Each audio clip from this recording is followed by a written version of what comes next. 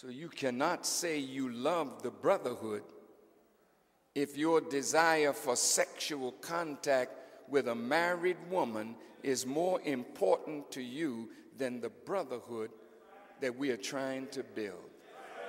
And no sister can say that you love the sisterhood if your desire for a man who is married takes precedent over the sisterhood.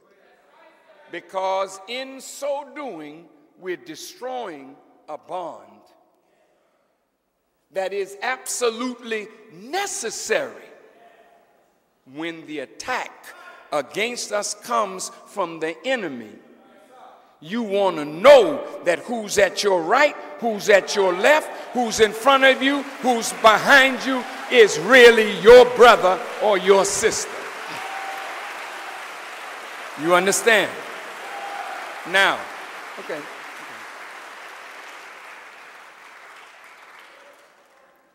Adultery is punished by death because adultery brings the death of marriage.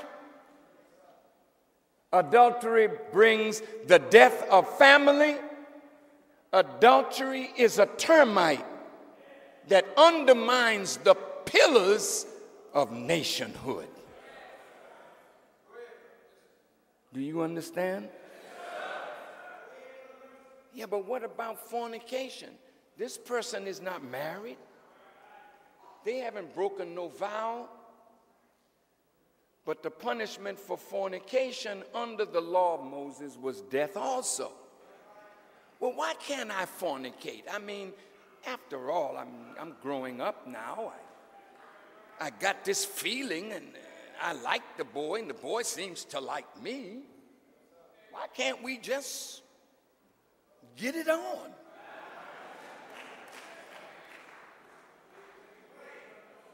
And you sit and you listen to a song.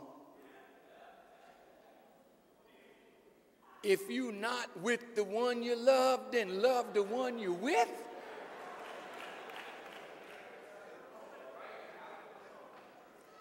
That's encouraging you. And you singing it, popping, but the words are suggesting to you that what the heck is wrong with being unfaithful? Now check this out. You commit fornication. You've had a sexual relationship with somebody. Oh, well, it was, I was just experimenting, wasn't nothing to it.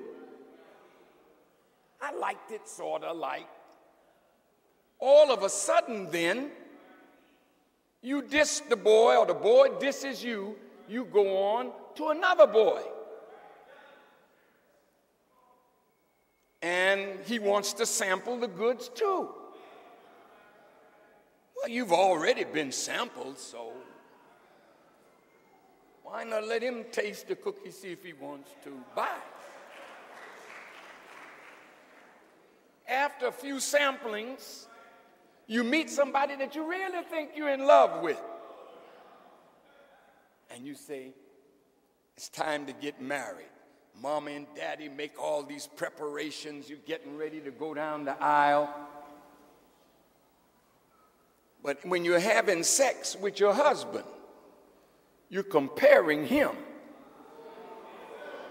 with the sex you had with somebody that you liked before.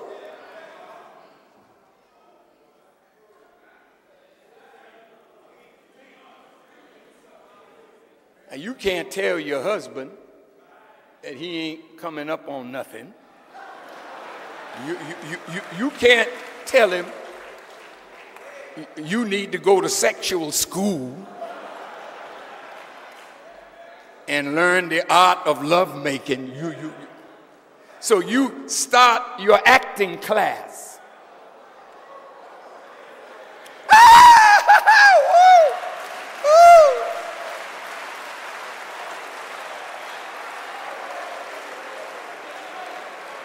See, you wouldn't be laughing if you wasn't acting.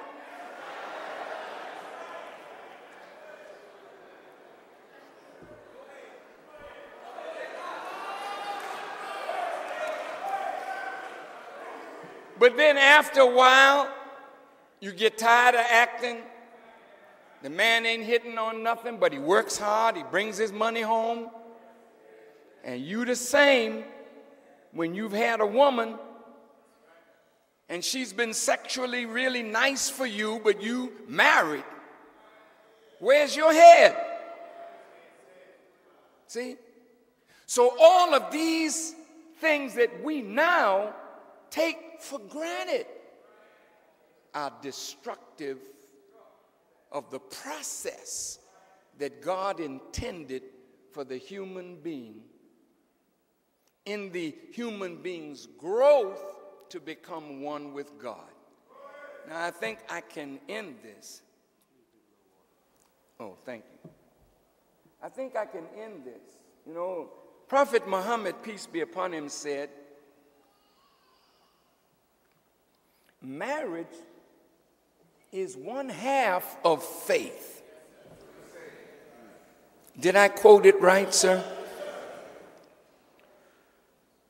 Well, if marriage is one half of faith, what is faith? See, the journey of faith is a child born into the world that grows, matures, evolves to become one with the Creator. That's the journey of faith.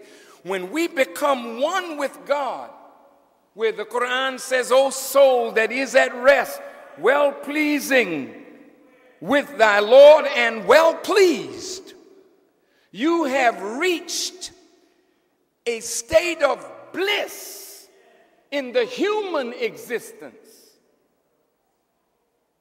that is only accomplished when the soul becomes one with God. That's a long process, and there's a lot of trials in that process. Some of us, we love God as long as we can pray and get an answer when we want it. Talk to me.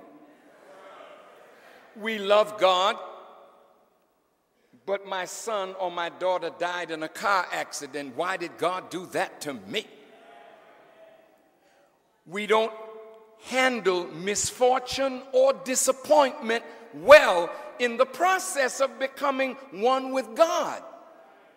So we fall out with the Creator. Well, hell, since he did that to me, I ain't going to church no more.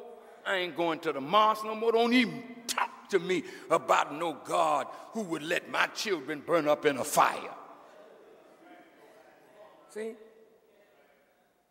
So God just steps back and waits. Because you say it in the church, he's God all by himself. He didn't need you and me to exalt him. We need him to be exalted. Now watch this.